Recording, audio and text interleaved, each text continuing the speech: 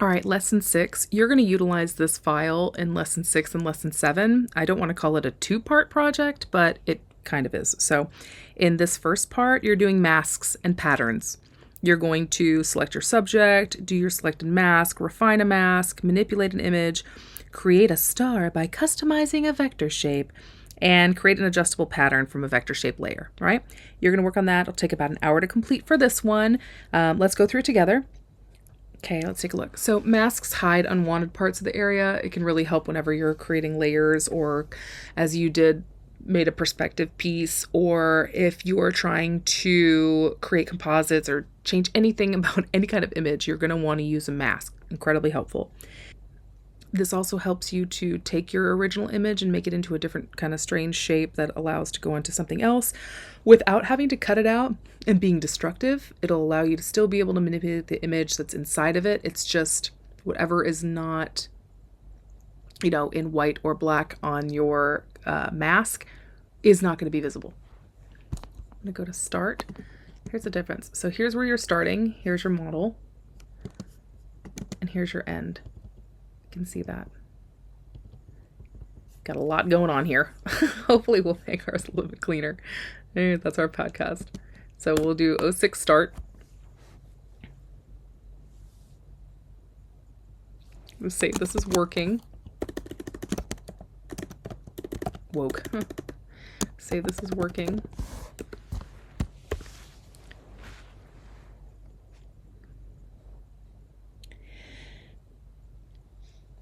Okay, so we're going to make sure that both of our layers here are visible. Perfect. That, we have our blue behind it.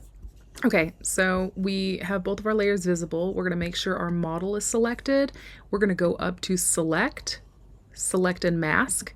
Now when it pulls up, it's going to be blue. You're going to be slightly confused. We're just going to change the view mode, okay? So we're going to click here on view. There's a couple different things. You have the onion skin, marching ants, overlay on black on white. Let's click on overlay, all right? That allows you to see your selection as you make it. So we've got our overlay, semi-transparent red color. So nothing's masked yet. That's why we aren't seeing anything of the original color. We're going to go up here and we're going to do the select subject. Okay, and it's already auto-populated that selection for you. Normally you would be cleaning all the edges out by yourself, but look at that. Typically we'll identify any subjects of a photo, including people, animal, objects, and creates a selection from it, right? So we're going to go to the View menu, and in the Properties panel, we're going to choose black and white. That lets you see the edges a little bit easier. You can even see all the detail that they have in the hair here that they've masked. You can go back here and go to overlay again. So with our quick selection tool that we've got, that kind of shows up right here whenever you're on the screen. And go change this brush. That's 15 pixels. We're going to drag it over any missed areas that it might have. Let's go down here and take a look and see if there's anything that it missed. Okay, so right here, see how it didn't pick up her shirt? We're just going to go like this, gently drag to pick up that space. Now, see if it starts to pick up the wall like that. All you're going to do is you're going to use your key, and I'm hitting Option. I believe it's Alt on a PC, Option on here, and it allows you to fix that selection space. Okay. If you need to get a little bit more nitty-gritty, you can always decrease the size to be able to support. I think it caught it pretty well. I don't think there's any really discrepancies. I mean, right here a little bit. We can clean that up and get it a high magnification. And we can choose to make that a much smaller brush and kind of go like this.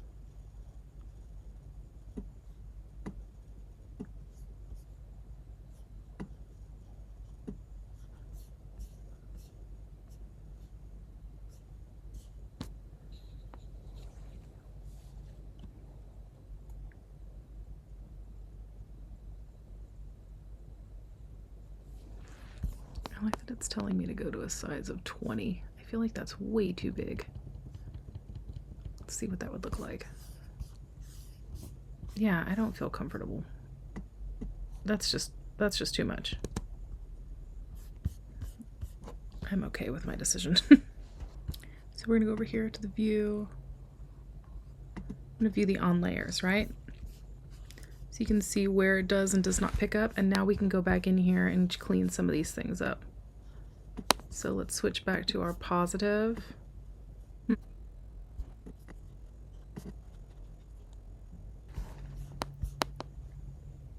Go over to view. We're gonna look at black on white. We'll do our view fit on the screen so we can see it all like that. We can try that refine. I don't know if it's gonna come through on this one.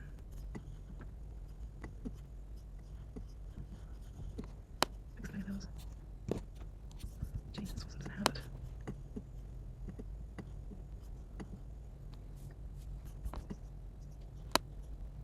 So we'll tighten up this mask just a little bit. We're gonna go to view mode and we're gonna look at the properties panel over here. Go to on layers. That lets us see it on that blue layer that's originally there. Okay, right down here in the global refinements, you've got options for smooth, feather, contrast, shift edge. We're going to utilize that smooth slider to 1. I'm going to reduce the roughness of the outline with that one. Then in feather, with contrast, we're going to go to 20. And we're going to shift the edge -15. So -15. So when you're satisfied, you'll apply it to the document as a selection, a layer with transparency, a layer mask, or a new document. So on this project, we're using as a layer mask on the model layer, which is why we selected when we did the selected mask. So with our output settings, we're going to click on the disclosure icon to reveal right here. See that disclosure? And we're going to open output settings. We're going to go into 200%.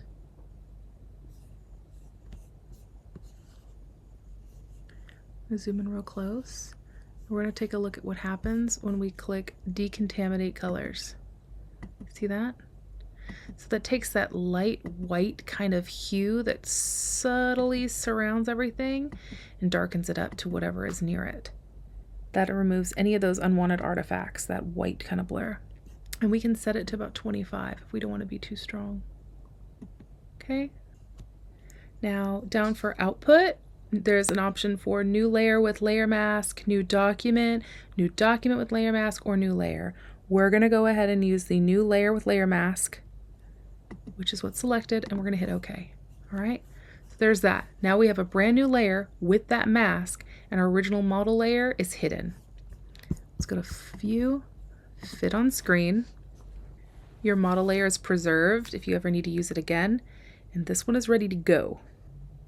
Save. Okay, so we're going to use the puppet warp now. This gives you flexibility and be able to manipulate that image. You're going to place some pins in certain areas where you want to control movement, and then this will allow you to tilt your model's head back so it looks like she's kind of looking up. So we've got we can see our entire model. We're going to go layer panel, and we're going to choose edit puppet warp, which is right here. So this already creates a mesh that's on top of your image. And then it's going to allow us to put pins around where we want to be able to create that movement. So looking at the image that you have, you're going to create pins along the base of its head. Each time you click each time you click puppet warp will add a pin. And then 10 to 12 pins will work. So we're going to start here. We're going to cut across. You know what? I'll start right back here. Let's place our pins.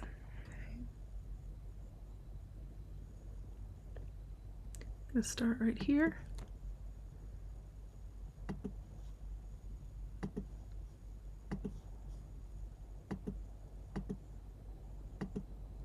Almost got to click inside to be able to get it to do it. showing you where you're going to warp this piece at all the way over.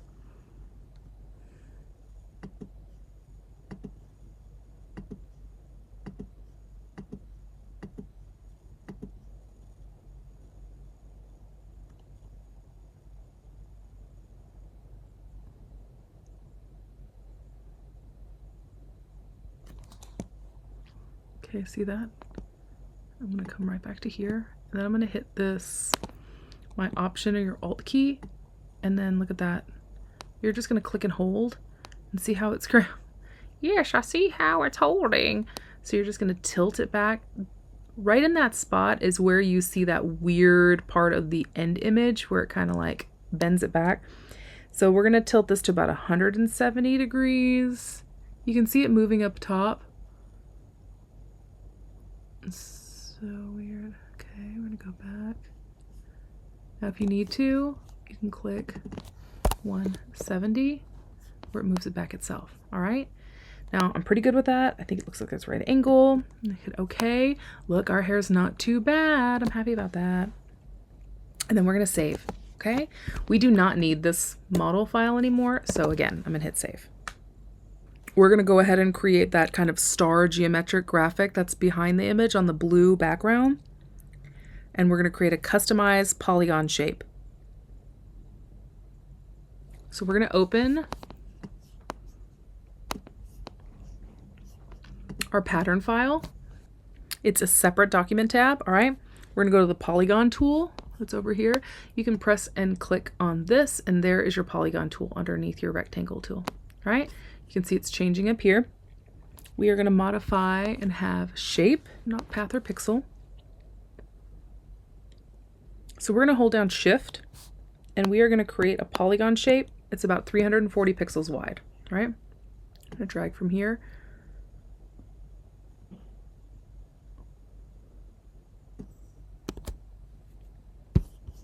It's 338. We're going to link these. 340. Yeah, there. Even though I kind of want this to also be 300. Let's see what that looks like. So that's 340, but 340. We're going to set the fill to no color up here. And we're going to set the stroke to 20. You can do your arrow up or type it in yourself. And we're going to add a blue stroke. So we're going to click right in here. Let's take a look at some of these. Let's change the color. We're going to change the RGB. It's going to be 23, 49, 153. 23, 49, 153. Okay. Neat. We're going to change the sides on this to 8. So go over here in your properties panel, 6, 7, 8, enter. Okay, we can recenter this, by the way, by going like this and dragging. These two lines allow you to know that it's in the center. Get our 8 sides.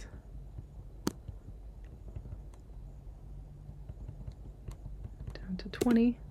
All right, we're going to go over here and we're going to change our 8, and we're going to change our star to 70%. That creates those lines to points. Now we're going to duplicate this layer. We're going to grab this polygon layer and we're going to drag it down to create a new layer. Creates a new one. We're going to shrink that one down inside this star. So we're going to hold Option and we're going to drag it down. We're going to change the angle to 24, by the way. I think I did mine out of order.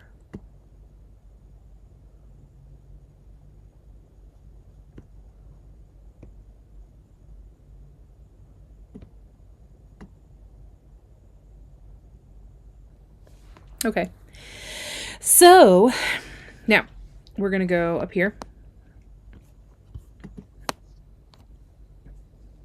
We're going to go to View, and we're going to do a pattern preview like this.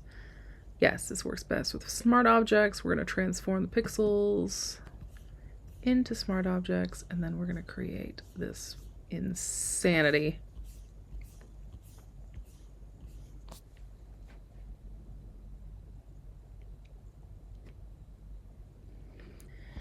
Okay, so pattern preview, here's what it looks like. So we're going to make sure that the polygon 1 is selected. Now it's asking you to be able to see those small little selection points that are inside the star. If you don't see it, you need to go right up here to this, click here, show transform controls. Okay, so now that you see it, great. So changing this one will change the remainder of it. We're going to drag the handle to change that star shape to rounded. Make sure our properties panel is on so we can see what's going on.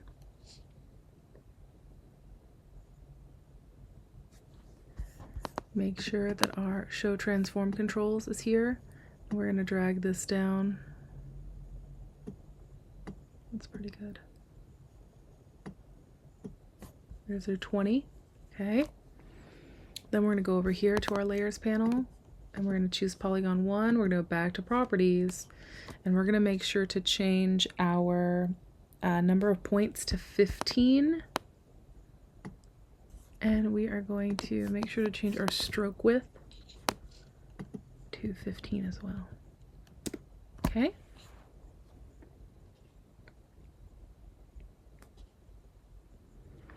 Now we're going to click the eye. We're going to hide this again, right?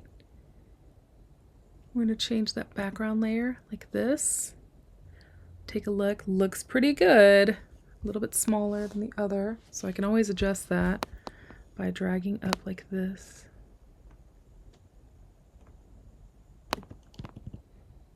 However we want to adjust it. Don't want to get too close.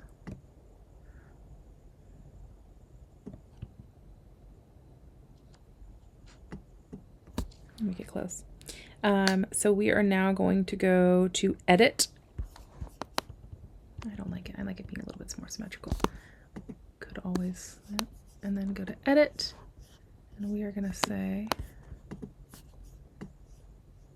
so click off, edit, define pattern. Okay, we are going to call that podcast pattern.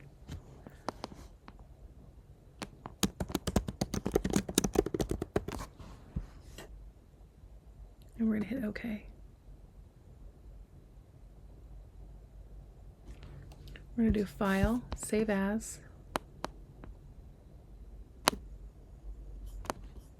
06 pattern, working, save, yes. And then we're going to go back to our